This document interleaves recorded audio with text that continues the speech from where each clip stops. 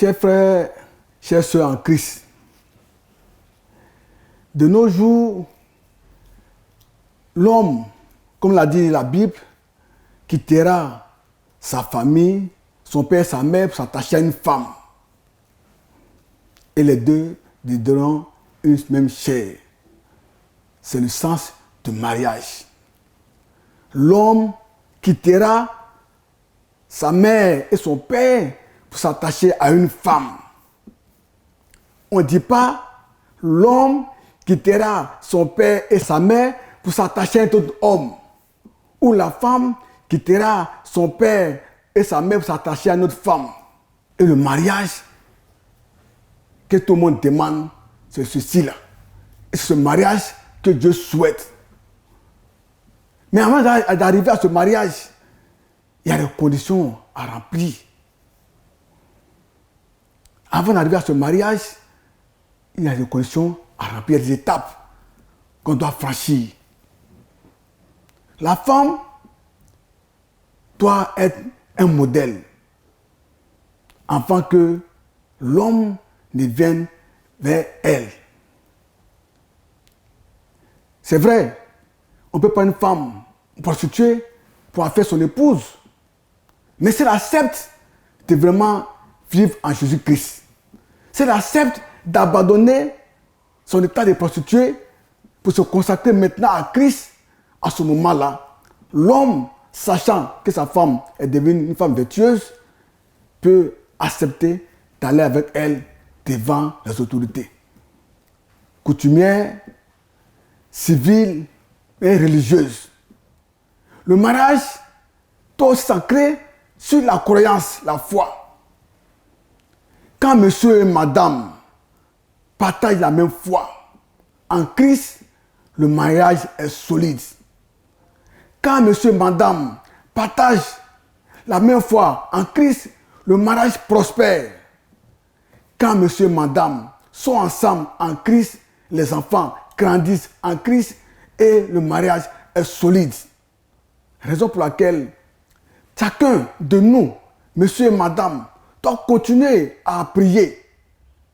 Il ne faut pas rester à la maison pour qu'un pasteur te dise non, celui-là, j'ai fait un songe, c'est ton homme, mais celui-là, c'est ton... Non, ce n'est pas ce que nous demandons. Il faut se connaître, il faut se fréquenter, il faut aller, pas forcément dans la même église, mais avec la même foi en Christ, pour que le mariage puisse prospérer. Genèse chapitre 2, verset 18. L'Éternel Dieu dit, il n'est pas bon que l'homme soit seul, je lui ferai une aide semblable à lui. Dans ce passage, nous voyons que c'est Dieu lui-même qui fit ce constat, parce que Adam était seul, Adam envoyait les animaux, les crabes avec les crabettes, le lion, la lionne, le mouton, la moutonne, panthère, panthéresse, c'est ce qu'on dit, hein? Je ne sais pas. Et Dieu même fit ce constat pour dire, il n'est pas bon qu'Adam soit seul. Dieu va créer une femme auprès d'Adam. Le mariage est une institution divine. Le mariage est sacré. Le mariage, c'est l'usine dans laquelle Dieu continue sa formation. Au début, il a mis sa main dans la boue pour créer l'homme. Mais aujourd'hui, il ne veut plus mettre sa main dans la boue. Il veut passer dans le lien du mariage pour continuer sa création. Aujourd'hui, dans notre société, beaucoup méprisent le mariage. Le mariage, c'est l'union de deux personnes pour fonder, qui ont une vision, pour aller loin selon le Seigneur. Il est important que nous recherchons tous le mariage. Et je crois que Dieu l'accordera à quelqu'un qui cherche le mariage. Toi qui es marié, qui traverse des moments difficiles, non.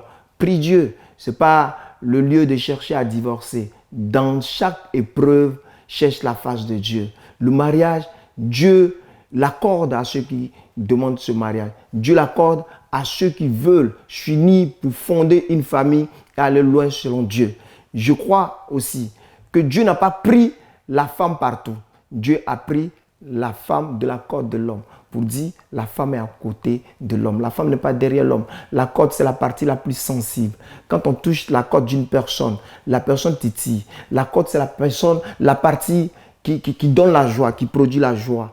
Toi qui es femme qui m'entends, il ne faut pas être aussi vulgaire. Il ne faut pas être dur. Il ne faut pas être rude. Sois souple. Sois à côté de ton mari pour l'aider. On se marie pour apporter mutuellement de l'aide l'un à l'autre. Voilà un peu ce que je peux dire sur le mariage. Jésus a dit dans Matthieu chapitre 19 qu'il y a d'autres qui sont nés eunuques. et à d'autres qui le sont devenus à cause de la mission. Donc, le mariage n'est pas permis à tout le monde. Celui qui a trouvé une femme a trouvé le bonheur. Dans nos églises, des fois, on va voir le pasteur, trouver une femme pour moi. Non, on ne va pas à l'église pour se marier. Ce n'est pas une société matrimoniale. Beaucoup disent, non, Dieu va me donner une femme. Dieu ne donne pas femme à quelqu'un. Quand Dieu a donné une femme à Adam, quand il a péché, il dit, ce n'est pas la femme que tu m'as donnée là. Donc Dieu a dit, celui qui a trouvé, pour trouver, vous cherchez. On ne va pas se marier par prophétie. Un pasteur ne va pas te dire, ah, j'ai rêvé, ou soit non. Va vers la sœur, aie le courage. Quand tu entends ce message, quelqu'un te plaît, fais comme Ruth. Ruth a entendu la voix de sa belle-mère Naomi qui lui a dit, va auprès de Boaz. Il lui a montré les stratégies, les techniques. Aujourd'hui, on se cache derrière les prophéties mensongères et on crée de ces mariages qui deviennent après des problèmes. Que Dieu aide toutes les personnes qui sont dans le foyer, qui traversent des moments difficiles à être ensemble. Toi qui ne fais pas d'enfants, le Dieu que nous adorons, il est producteur et il va te permettre d'avoir assez d'enfants. La stérile enfantera 7 fois au nom de Jésus-Christ. Amen. Le mariage, d'abord en Genèse 2, versets 24 à 26, on dit « L'homme quittera son père et sa mère et il s'attachera à sa femme. » Ils n'ont pas dit à ses femmes, on dit bien à sa femme. Et tous deux ne formeront qu'une seule chair. Et en 1 Corinthiens 15, verset 14, nous dit ceci, que l'on ne sépare pas ce que Dieu a uni. Alors le mariage est une institution divine. Le mariage a été instauré par Jésus-Christ depuis la création. C'est une institution divine. En Matthieu 19, verset 6, nous dit ceci, que l'on ne sépare pas ce que Dieu a uni. En Colossiens 3, verset 19, il est écrit ceci, en Colossiens 3, verset 19. Marie, aimez vos femmes et ne vous exercez pas contre elles. Alors, en Colossiens 3, verset 19, nous dit d'aimer nos femmes, de ne pas mépriser nos femmes, d'aimer notre femme comme nous aimons notre propre corps. Comme le dirait en Éphésiens 5, verset 25, Éphésiens 5, verset 25, nous dit ceci. Au verset 25, nous dit ceci.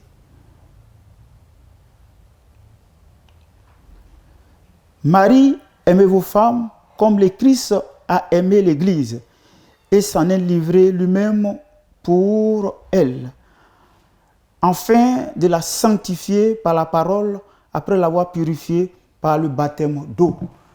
Alors, le mariage dont nous parle ici dans la Bible, en son verset, Matthieu en son verset 19, 6, qui est une institution divine. Et Dieu nous dit que l'homme ne sépare pas ce que Dieu a uni. Que chaque chrétien, chaque chrétienne mariée, qu'il aime sa femme d'un amour sincère pour la cause de notre Seigneur Jésus-Christ. Merci. La famille, c'est le socle, n'est-ce pas, de l'éducation. C'est la base, n'est-ce pas, de toute éducation, c'est la base de la moralité. D'accord? La famille, c'est ce qui va créer, c'est ce qui va permettre l'épanouissement, c'est ce qui va permettre, n'est-ce pas, la croyance et la croissance, n'est-ce pas, dans de bonnes conditions